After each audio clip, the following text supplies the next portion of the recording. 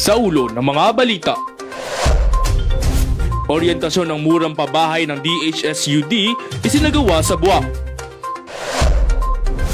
44 na parangal na sungkit ng Buena Vista LGU.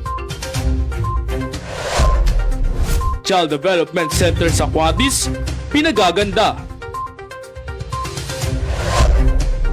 Mga young journalists sa Marinduque nagtagisan ng galing sa DSPC. Estudyante sa Mugpog nagtagisan ng talento sa District Ridaton. Ati-atihan Festival sa Santa Cruz, dinagsa ng mga deboto. Estudyante patay sa aksidente sa bisikleta sa Torrijos. Pusong Pinoy Party List naglaan ng 1 milyon para sa Blood Samaritan Program.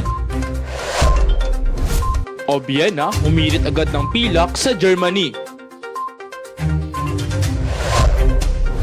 Bini naghahanda na para sa unang leg ng World Tour. May pa-shuttle sa arena. Update sa lagay ng panahon, alamin.